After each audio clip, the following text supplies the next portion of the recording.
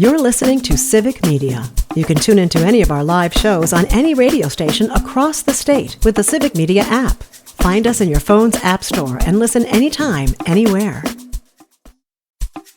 This is your WLAK Daily News Roundup for Lake Air, 107.5 FM and 1260 AM in Amory. For WLAK News, I'm James Kelly. The Washburn County Board voted to approve the rezoning of a property along Big Sand Lake in Monong despite strong community opposition. The change will see over 16 acres of land rezoned and divided into smaller parcels before being developed and sold off. The proposal had previously been shot down by the county board, but the developers presented a new map of their plans to the board last week. A number of residents raised concerns about the accessibility of the waters near the proposed developments and the environmental impact of the project.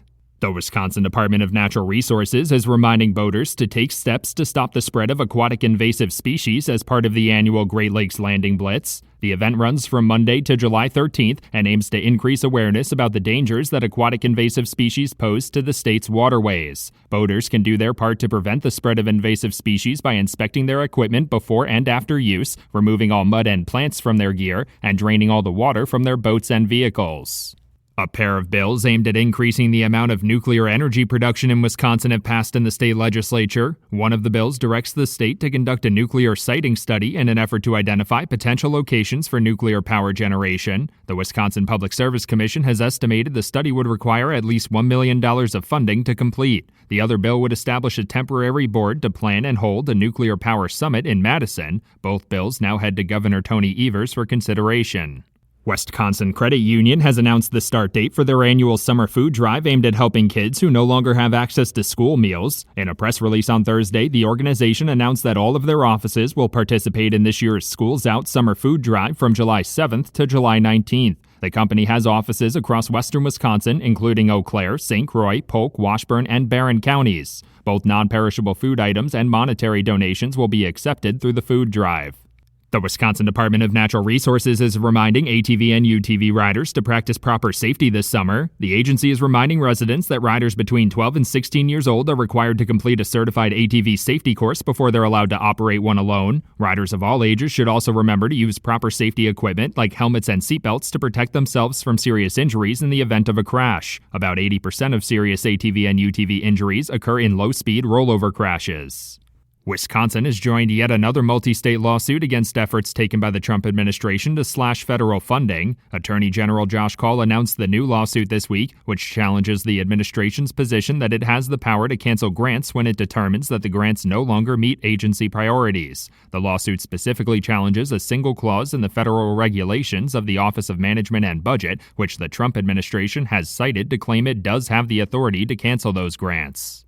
A Chautauqua man has been sentenced following his conviction for making terrorist threats. 35-year-old Matthew Gade was charged in March of 2024 after posting threatening comments online and threatening staff during a phone call to a judge's office. The comments were made in relation to a family court case in which he said he would not pay child support if he could not see his kids, and if the county touched his check for child support, he would, quote, make world news. Gade's case went to trial, and he was convicted by a Barron County jury in April. A Hayward man has been sentenced on fentanyl-related charges in Sawyer County Circuit Court. 45-year-old Johnny Ray Smith Jr. was arrested on March 2nd when law enforcement authorities discovered evidence of fentanyl distribution during a traffic stop. A subsequent search of his residence also led to the arrest of 66-year-old Johnny Smith Sr., whose case is still proceeding in Sawyer County Circuit Court. Smith Jr. was already on extended supervision for previous drug convictions before being sentenced on the new fentanyl charges. On Wednesday, the Wisconsin Supreme Court declined to hear a challenge to the state's congressional district boundaries before the 2026 midterm election. The lawsuit argued the current map is gerrymandered and violates the state constitution's requirement that all Wisconsin residents be treated equally. It also argued that a previous ruling that found the state legislature's district maps to be unfair opened the door to revisiting the congressional districts. The court did not provide an explanation for its decision not to hear the district map challenge. The Wisconsin Department of Health Services has announced another year of decreased tobacco and vape sales to underage customers. According to a DHS report, the rate of tobacco and vape sales to underage customers dropped by nearly 2% from 2023 to 2024. Agency officials say the jump in underage tobacco and vape sales aligned with raising the federal legal tobacco sales age from 18 to 21 in 2019. Prior to the change, the underage sales rate was about 5.5% and jumped to over 14% in 2021. For WLAK News, I'm James Kelly. The Bucks draft a big man. Hi, I'm Mike Clemens with sports. Basketball, the Milwaukee Bucks used their second-round pick to add Bogoljub Markovic, 19 years old, a forward and a top player in Serbia, 6'11", but just 217 pounds. Assistant General Manager Milt Newton on how long the Bucks have had their eye on Markovic. Well, actually, we've been on him for the last 4 or 5 years.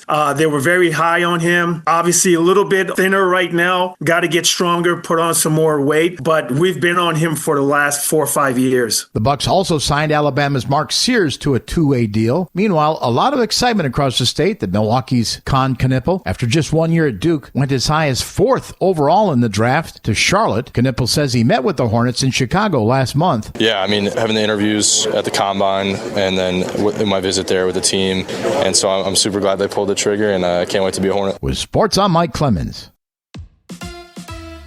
On your entertainment beat, I'm Pete Schwaba. Put on your seatbelts, folks, for this weekend's new theatrical releases. The biggie is F1, the movie. Racing fans will love it for its high-octane action Formula One racing scenes, and those who think Brad Pitt is dreamy will like it because Brad Pitt plays a race car driver. The film is being called Top Gun on Wheels and is reviewing in the mid to high 90th percentile on Rotten Tomatoes. Audiences seem to be digging the film as well. If you're up for a horror flick sequel about AI going rogue and turning into a killer, check out Megan 2.0. The first installment, you guessed it, Megan, made $180 million worldwide on just a $12 million production budget. The film is reviewing in the low 60s on Rotten Tomatoes, but still fresh. If you're in the mood for a dark comedy drama, check out Sorry Baby, the latest film from A24 Studios. Let's go to the movies. We are about halfway through the year, so Variety has just released its 10 best movies of the year so far. There is one surprise on the list, but mostly it's been the go-to films that we've talked about on a nightly basis on Nightlight, including spy thriller Black Bag, Mission Impossible: The Final Reckoning, which may or may not be the last of the franchise, Sly Lives, which is a fantastic documentary on Hulu about Sly and the Family Stone founder Sly Stone. A couple surprises are a film that is just opening this weekend called Sorry Baby, a drama about a college professor dealing with the aftermath of sexual assault. 28 Years Later also made the list, which you can see in theaters currently. Ryan Coogler's vampire thriller Sinners is on the list, and that's no big surprise. What was surprising about the list was the film Alto Nights, starring Robert De Niro as two gangsters. The film was sort of universally panned by critics. Variety has it on the list, so it might be worth a watch. Happy viewing. You gotta love the Reacher series. They are hard at work on season 4 already and rarely make their audience wait too long between seasons. Barry star Christopher Rodriguez Marquette will join the cast for season 4, taking over the role of a small-town cop vacated by Jay Baruchel, who left the show to attend to personal matters. Season 4 of the Netflix show is scheduled to drop sometime in 2026. Martin Freeman might be the hardest working man in show business, and he's a pretty darn good actor too. The Hobbit star has agreed to join the cast of The Adam Trials,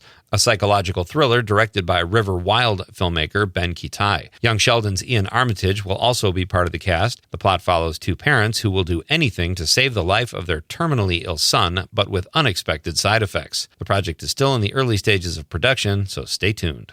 It is going to be mostly cloudy today with a little sun trying to peek through later this afternoon. Our high in the mid-70s. Tonight, partly cloudy. We're going to drop down to around 58. Tomorrow, mostly sunny. A few late-day thunderstorms with a high in the mid-80s. I'm meteorologist Sean Cable. Temperature now 56. That's your WLAK Daily News Roundup from Civic Media. Subscribe to this podcast on Spotify, Apple, or wherever you find your podcasts. Find more news at lakeair.radio. The national news cycle never stops, but it can be hard to find news about your local community. Civic Media is dedicated to providing quality local and state news coverage across Wisconsin. With the Civic Media app, you can get notifications about local stories that matter to you and your community. Find the free Civic Media app in your phone's app store and choose notifications from the menu to tell us what kind of news you want to hear about.